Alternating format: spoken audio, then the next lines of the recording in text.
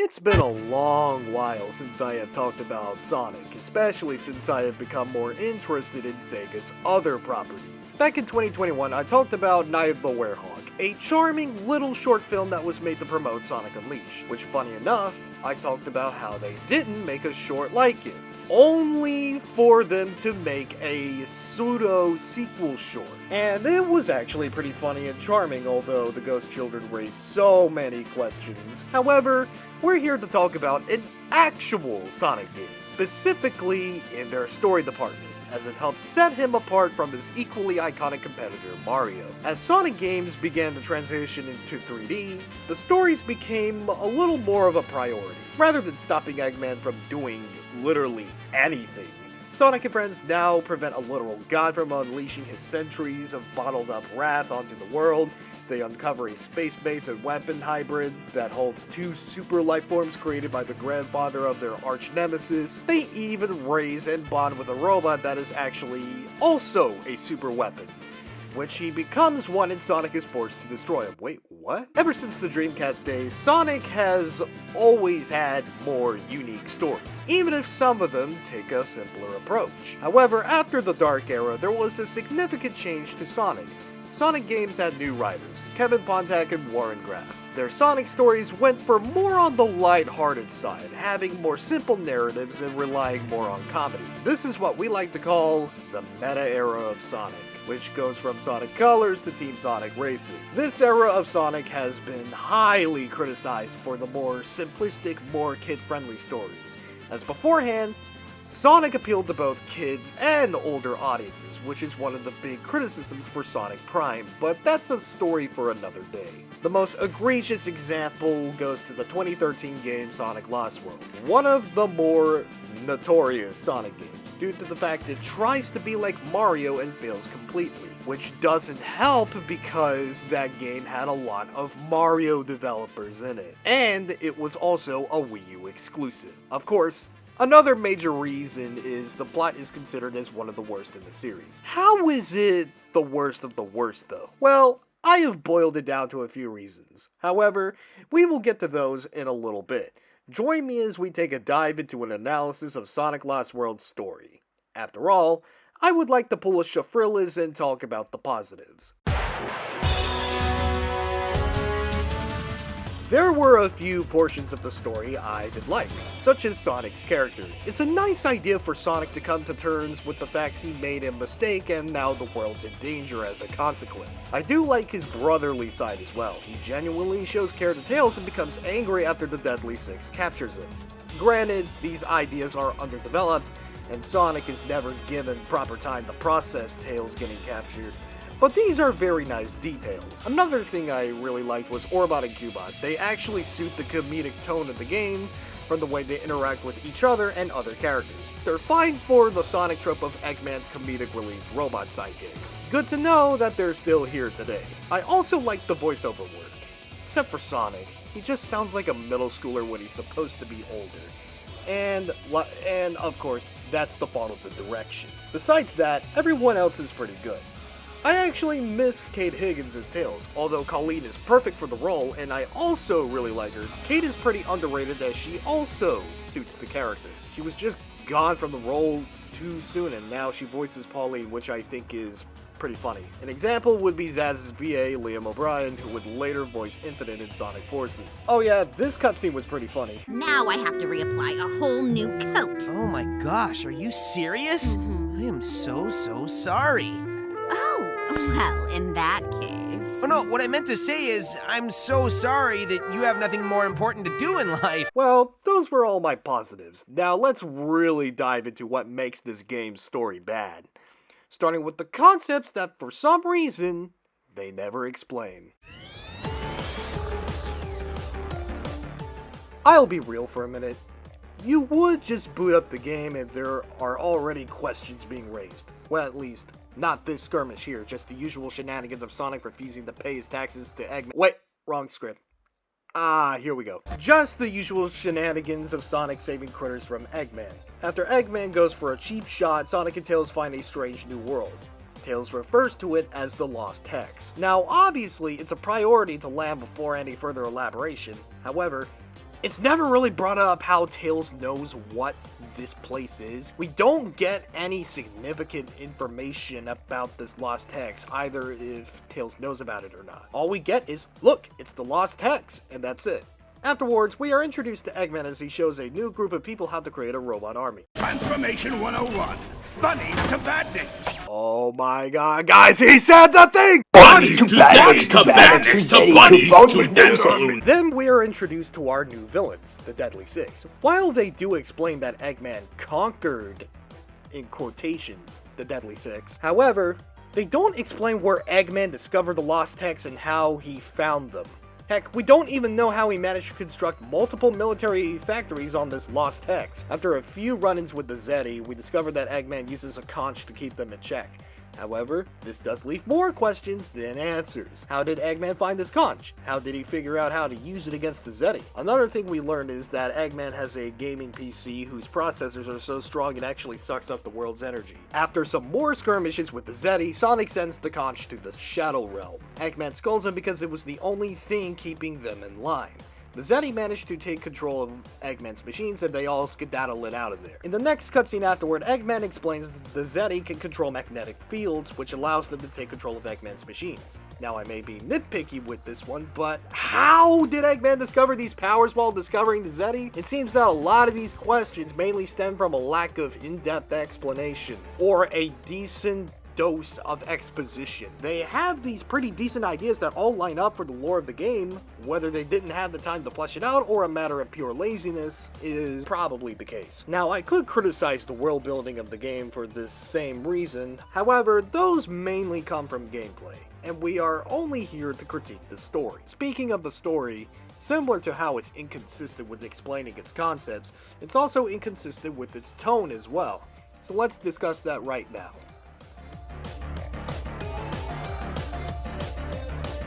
We'll need to go back to the beginning for a moment. Remember the opening cutscene, the part where Sonic tells Critterman to drop the eggs, specifically where he literally drops that container to spite Sonic, and Tails says that this is harsh? Keep that in the back of your mind for now. What makes the tone for Sonic Lost World inconsistent? It is inconsistent in a flip-floppy way. Here is what I mean. The meta era of Sonic had a more lighthearted and comedic tone, as I stated earlier. Even Sonic Boom had this tone going for it, both successfully and unsuccessfully. You could say that Sonic Forces is the exception to this rule, which it is. However, being Forces, it fumbled the bag so hard that it could come off as laughable at times. Likely due to criticism of Colors and Generations' plots, Sonic Lost World tries to have darker scenes.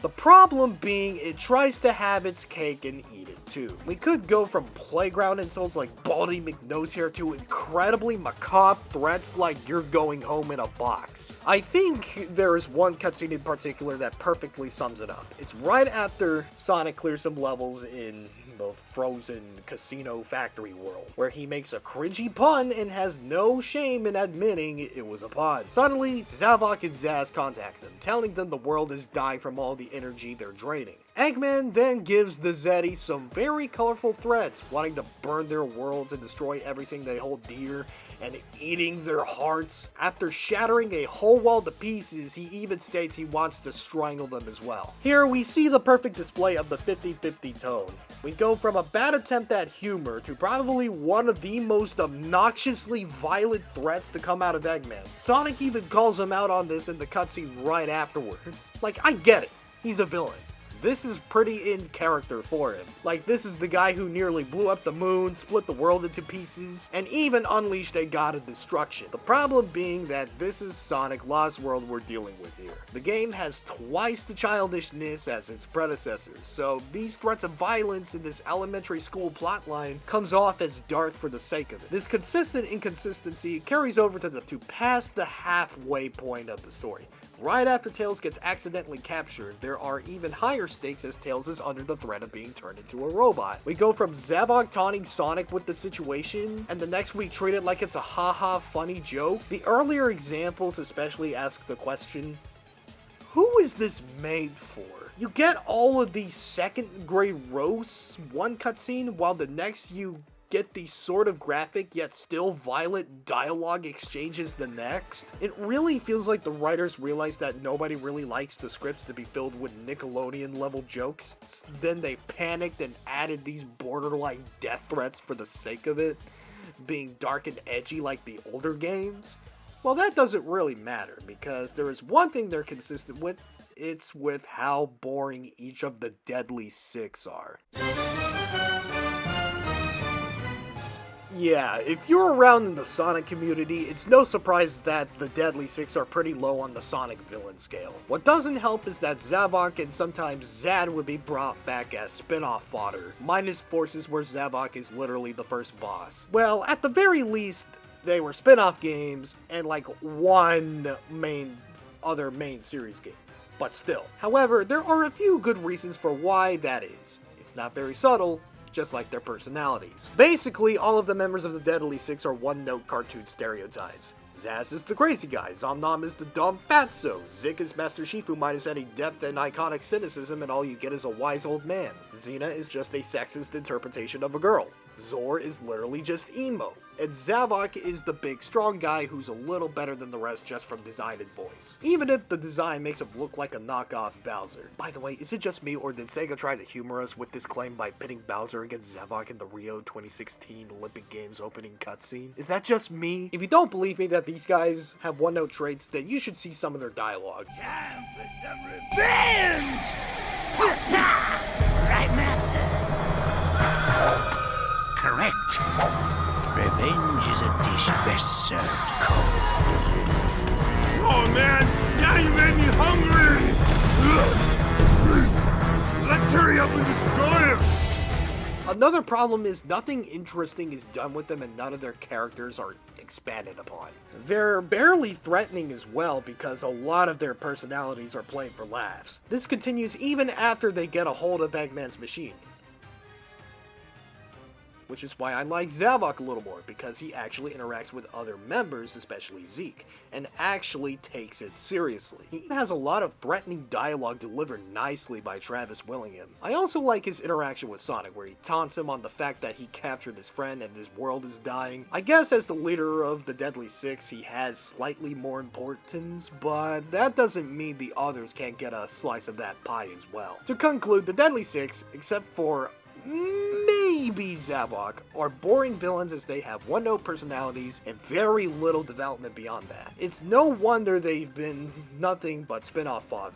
And Zavok is an underwhelming first boss in Forces. The IDW comics did them a much better job as they actually fleshed them out. I also recommend Garlic64's video on fixing the Deadly Six, as he also did a good job fixing what went wrong with them in his own way. Anyways, not only were they underwhelming, but so is the finale of the game. Why not we get this over with, shall we? Since the Deadly Six have drained so much of the world's energy, Amy contacts Sonic saying it's too late as the communicator goes dead. Oh yeah, Amy and Knuckles are in the game. They have such a minimal appearance and they're more like window dressing, so you could easily forget they're in the game. Zavok then taunts him on the fact that Sonic's friends are dead. After another skirmish with Zavok, they make it to the generic lava world. There are developments of Tails actually being turned into a robot. However, Tails does this. Okay, I always suspend my disbelief, but not even this is realistic. Fur doesn't equal to phalanges. This is just the plot pulling something from their booty so Tails doesn't actually turn into a robot. After Sonic and Co get ambushed at a bridge by Zaz and Queso Zeddy, Eggman sacrifices himself to save Sonic at the bridge. One pointless sad cutscene later, we meet the other three members as they show off the Robo-Tails. If you think that we'll get something interesting after that build-up, you'd be wrong. Tails changes his eye color and starts blasting. So what was even the point of rescuing him? If Tails could change it to where he isn't under their control, there's no tension. There's no striving to rescue him if he's going to save himself. Speaking of which, Tails is unlikable as hell in this game. For some reason, he comes off as self-centered, he needlessly brags about his invention talent, he always makes it about himself when Eggman is necessary to shut down the machine, etc, etc. Anyways, one Bowser knockoff battle later, and the Deadly Six are mostly no longer canon. It turns out that the computer is shut off, which was done by Eggman, and now he's in a mech.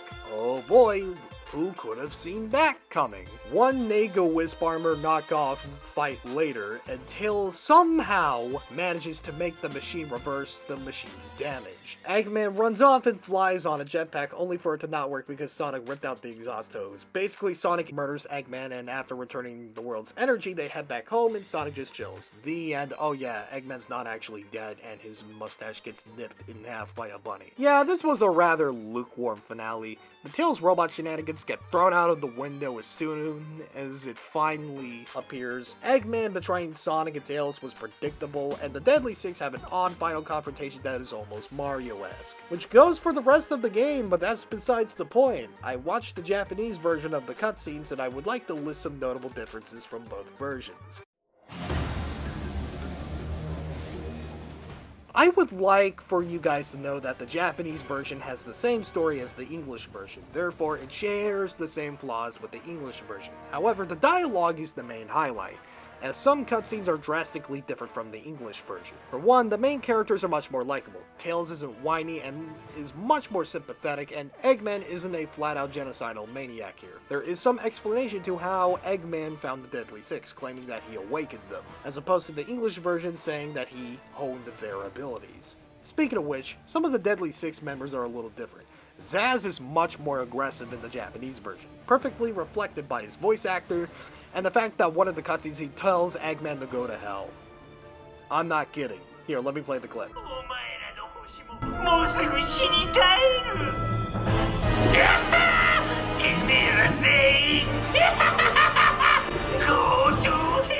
Similarly, Zavok is more threatening, and Zor is full-on goth mode, obsessing over fate and death.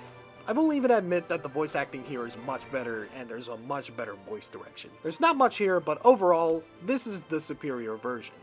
There wasn't a lot to mention, but there was some interesting changes I found, and actually helped improve the story a little bit.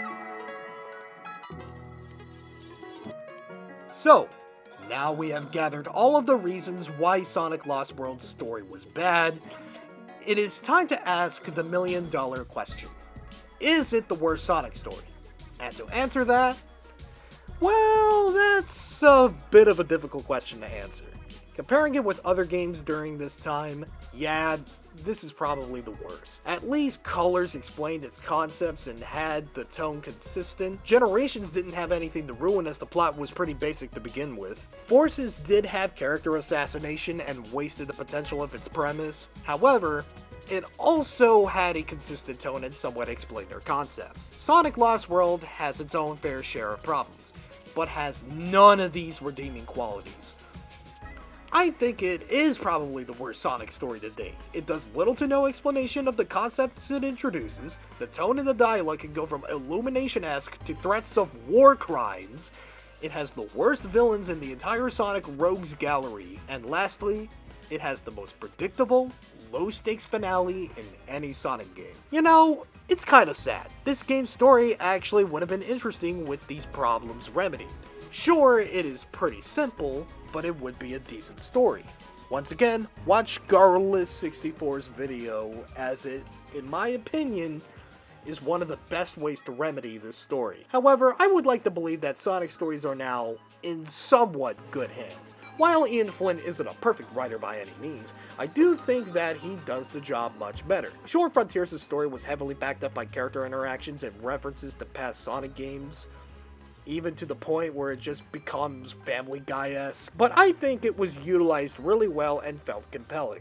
Also, I really like Sage. She's a fine new addition to the cast. Ian's even capable of co-writing episodic Sonic adventures if Dream Team is anything to go by. All in all, let's just hope we never get a Shadow the Hedgehog or Lost World ever again. Except for a possible return of Zavok, baby! Oh yeah! Return of the Super Zavok, guys! Absolute Choose the Sonic character ever made. We love Zavok! Oh, I love Zavok, Charlie! I love Zavok!